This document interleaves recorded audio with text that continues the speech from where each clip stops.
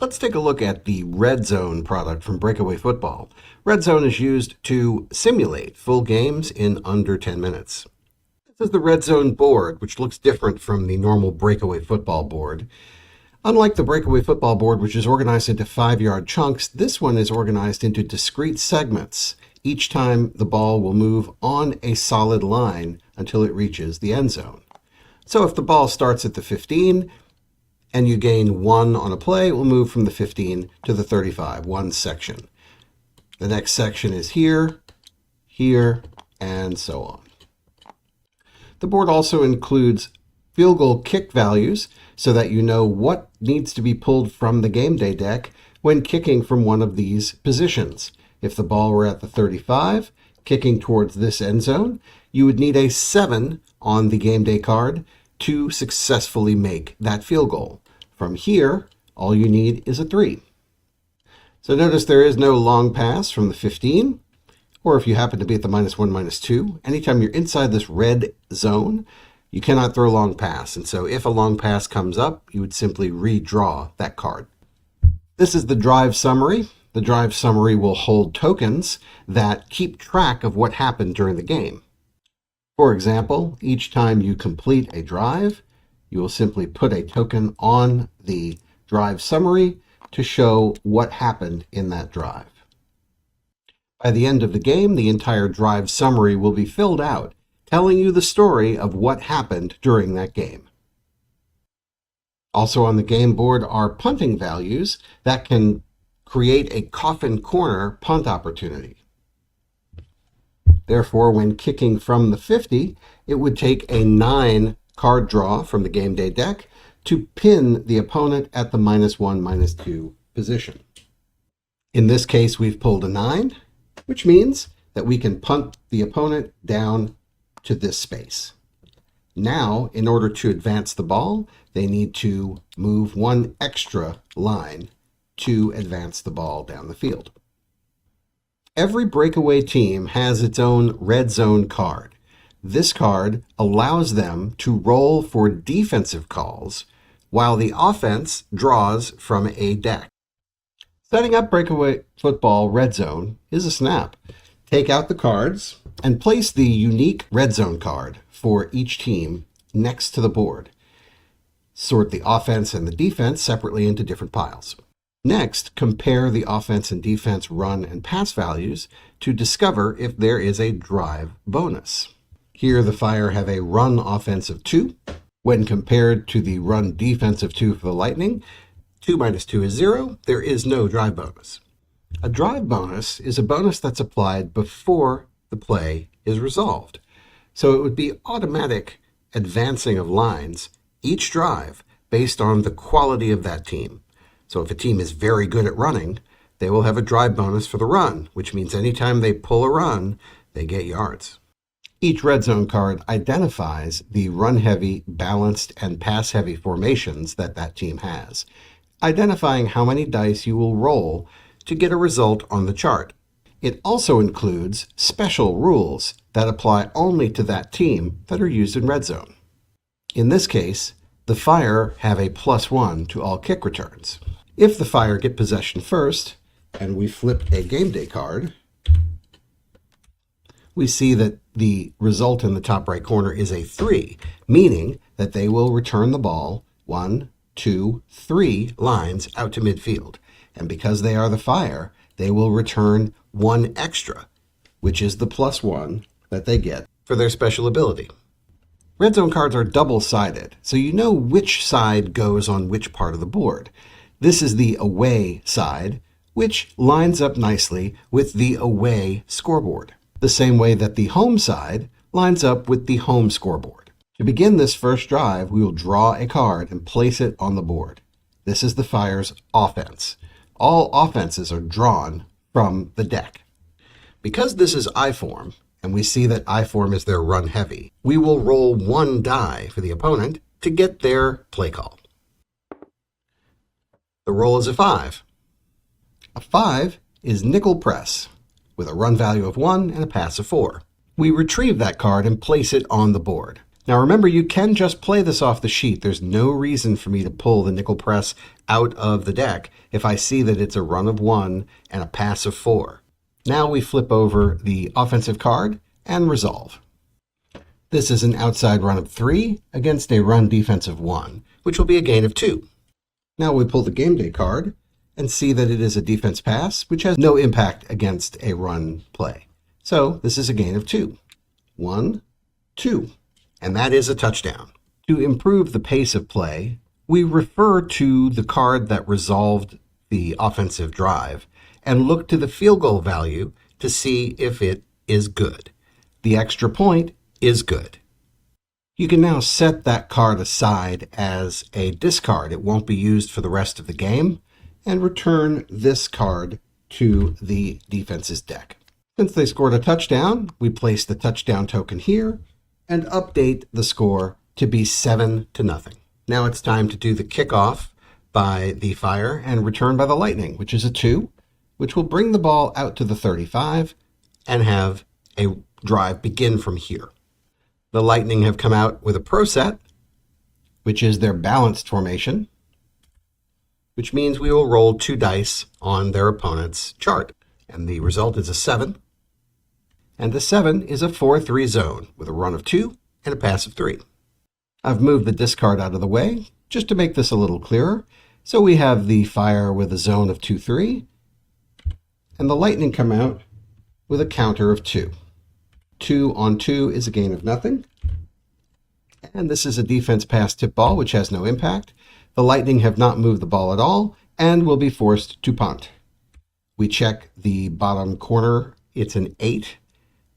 And so in that case, it does not trigger any of the -1, -2. And so we'll process the punt. All punts in red zone are a distance of 3. 1, 2, 3. And that is the end of their drive. We will place a punt token to keep track of the drive summary and then move on to the next drive, this time by the Fire. This card will also be discarded for the Lightning. It will not be used for the rest of the game. And of course, we would return this card to the deck for the Fire. Notice we do have one challenge flag here. The home team gets a challenge flag. That is represented on the home side of their red zone card. Let's move this token onto the red zone card to remind ourselves that the challenge flag is available only in the second half. Let's look at this matchup to see how drive bonuses work. On the road, the Bolts have a pass offense of 3. The Cardiacs have a pass defense of 1. 3 minus 1 is 2, a positive 2, and so the Bolts will have a +2 drive bonus.